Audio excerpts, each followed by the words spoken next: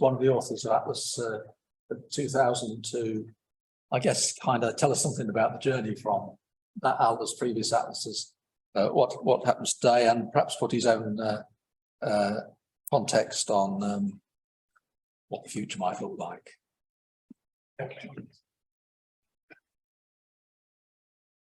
Diolch yn fawr iawn pawb, am yn hyfryd iawn i bod yma a weld pawb, because it's just so wonderful to see everybody after what seems like years and years and years when I've met so many of you, so few people here I don't know, but so many faces that I haven't seen for many years, so it really is lovely to be here. I think my Atlas journey, I owe it entirely to the Welsh Committee and one person in particular who, unfortunately, I'm really sorry, couldn't make it today.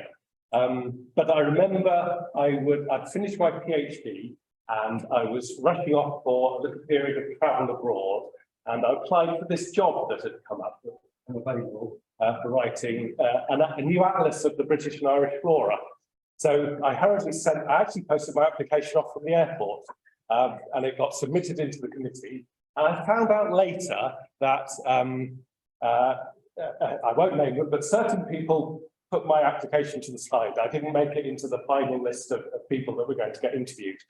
Thankfully, a certain chap called Arthur Chater went back through all of the application forms and took out mine and put it back and said, put it back in the pile. So I owe almost entirely my subsequent career to Arthur. So I just wanted to say a huge thank you. It's really sorry that he's not here today, but a huge thank you to Arthur for that opportunity that launched me into the world of atlases, the world of the BSBI, and meeting so many people. You lot basically, and that journey ever since. So I think for me, atlases are very, very much a celebration of our inexhaustible curiosity in the natural world around us, that wanderlust that we all have for the wild. How many of you are looking at this photo at this very moment and thinking, you know, what's up on those cliffs there? I remember finding that plant up there. What's in the rivers down here? We cannot help it.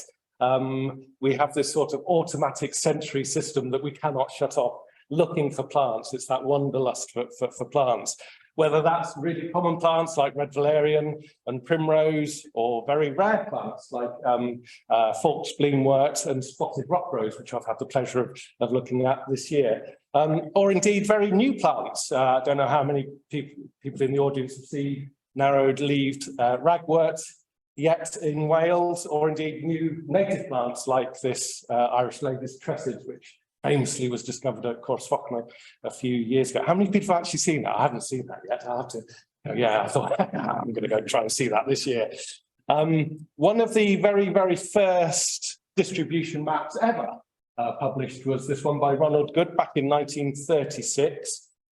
Good over 80 years ago, of the magnificent lizard orchid, which I have been lucky enough to see. This was on Salisbury Plain a couple of years ago. He published this map in a new phytologist like that back in 1936. And you'll notice on this map, it's purely a map of localities. So it's the individual locations are mapped. He's indicated the extent of the chalk with that dotted line.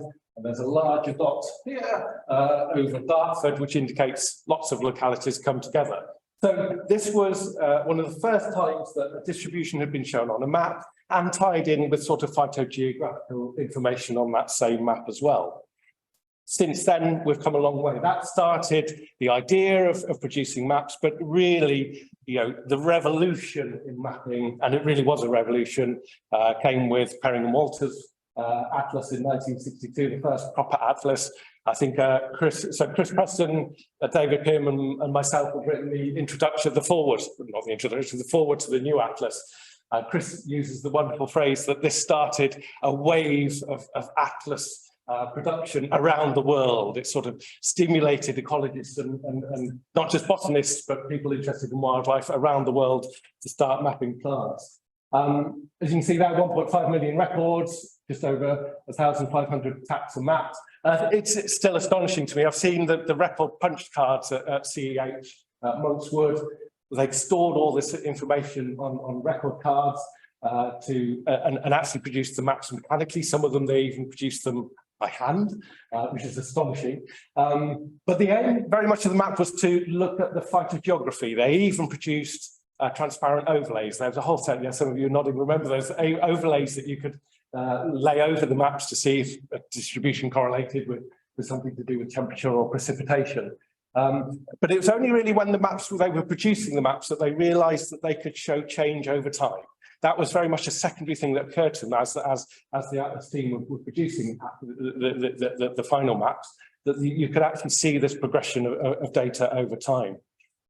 Obviously then came Atlas 2002, huge jump in records, 9 million records. We thought that was great, but you've obscured us with a new one. That's amazing. Lots more taxa are being mapped. But with us, the impetus of the Atlas was very much to look at change and see how plants have changed over time. We introduced a change index that allowed you to do that. And then that data has been used subsequently for all sorts of things which I'll come on into in a moment. The new Atlas then takes this next step further, 26 million records, another couple of hundred species being mapped, aiming to update all the maps for natives and non-natives, but to understand change and model that change over time. And I think if those of you have had an opportunity to look at the maps, that phenomenal resource that's now available, seeing how these things change, but also as a way of bringing that information together. You know, you've got altitude, you've got phenology, you've got the species accounts, conservation status, all this information in one place for the first time.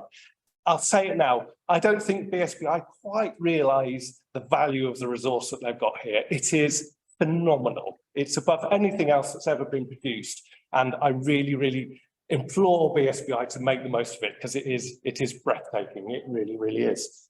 So just to look at the changes in maps then over time, there's the 1960, going back to lizard orchid, there's the 1936 one. The 1962 Atlas has now put them on a grid, and we start getting date categories, but they didn't give the numbers. They didn't give the numbers for how many records were in each. If you wanted to find that out, I've counted lots of dots on those maps in the first Atlas, the second Atlas, to try and work it out. So there was no sort of presentation of the data. There was no interpretation of the data. With the 2002 Atlas, we gave hectare counts, we've got a more structured map there, and we gave you a change index that looks at how things have changed over time, but that takes a little bit of interpretation. It's quite difficult to understand the change index unless you know how it's been prepared. But then this new Atlas takes it to a whole other level. You've got a topographical map, you've got this wonderful interpreter, you can even go and look at TechPad records if you want to, and these lovely graphs of change over time, which I know Kevin is going to talk more about in his talk.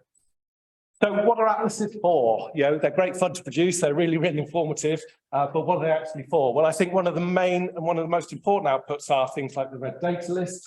We've got the UK list, the Welsh list, and the England list as well. And these really are fundamental for conservation. They really underpin conservation work because they give us the first ability to prioritise species for conservation status and understand change. So, for example, for individual species, we now know that species have different levels of threat in Wales. Spreading baleflower, critically endangered in Wales, swordleaf hellebrine. I refuse to call it narrow-leaved hellebrine. It will always be swordleaf hellebrine to me. Endangered in Wales and great sundew vulnerable in Wales. So we can get these idea of which species are really suffering and which ones need prioritisation.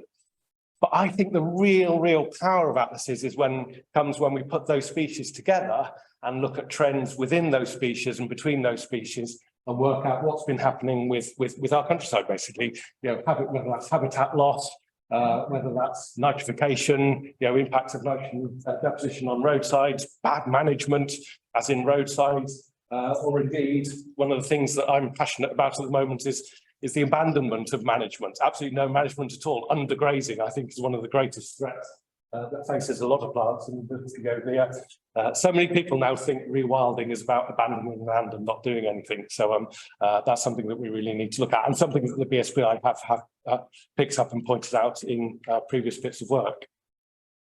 So, as Julia said, Today is also a celebration of the people that have contributed. I think this picture of Arthur, that's of Nigel Brown and others at Newborough is appearing in everybody's talk today. I know Kevin's used it in his. But you know, for all of you, a huge thank you and congratulations on producing the atlas. We spend a huge amount of our time, volunteer time, out in the countryside recording and doing all of this work. Countless hours, you know, if we can count up the number of hours that people have spent actually out in the field recording, it would be absolutely phenomenal.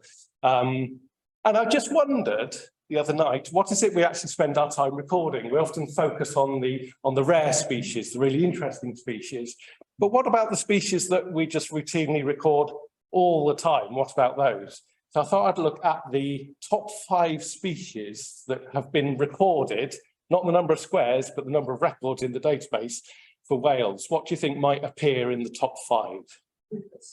Rubus. Any other off? Just Rubus. Hoa annua, yeah. Felis perennis. It's quite surprising. So at number 5, we get lovely nettle. At number 4, we get softbrush, Juncus effusus. At number 3, we get creeping buttercup. At number 2, we get Holcus linatus. No Hoa annua, Holcus linatus.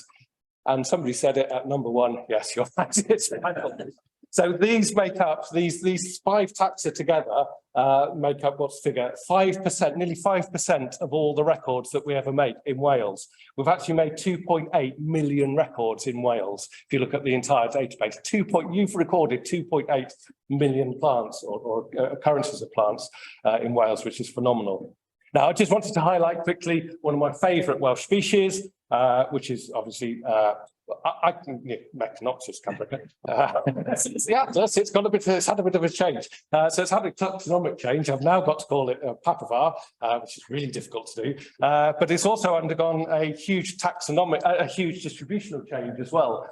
If anybody's seen it in Cwmwydwell, it is a stunning little thing up there, right up in the Devil's Kitchen, sitting in amongst the boulders. But of course, it's conquered the world and made its way everywhere. It's our greatest export, I think, to the rest of Britain and indeed the world. So you can find it anywhere now, growing in sort of gardens and urban settings. A 56% increase in records since the last atlas, which is astonishing. 56% increase since the last one, and that increase is really clearly shown now with the new atlas, with these trend bars and the smooth trend lines. So really fascinating increase in the number of plants. Now, I just wanted to also say to the authors that this has a little embedded within it. A little warning. So atlases consume lives as they do. As a previous atlas author, I know how much work and effort by the authors has gone into producing this magnificent volume. They really do consume lives. They're your passion. And once your baby is born, unfortunately, it goes out of date almost immediately. Maps, as we all know, never ever stop changing. I had to grapple with this psychologically as soon as the last atlas was produced. So this is a little warning to the authors: prepare yourself for that feeling of disappointment, because this is Synesios in Equidans, narrow-leaved ragworts. This is at the Ganley Station. I don't know how many people have seen it. I'm surprised there's not more of it in South Wales yet. It will be coming. It's on its way. It's marching through. It's marching across. You will see that soon. That's one of the maps that I think will really change in the next few years. And indeed, new things are being found all the time. So 2 weeks ago, I was walking the dog just beside the A55, just next to RSPB Conway, and spotted in the grass there. Sorry, it's an awful photo. It's an iPhone in the wrong way away. Iris reticulator, nicely naturalised in the patch of grass there. Don't think it's been recorded in Wales before. All of you will have made new records. All of you will have had that thrill of discovering something that hasn't been discovered before. Atlases never stop. They never change. So just want to finish with, again, a huge congratulations to everybody that's contributed to the Atlas and been involved with it. Like I say, it is a phenomenal world-class resource, and I really hope the BSBI really run with it and celebrate it, but also use it to batter government and make them wake up to what's going on in the countryside and implement it. So congratulations to everybody. Diolch yn fawr.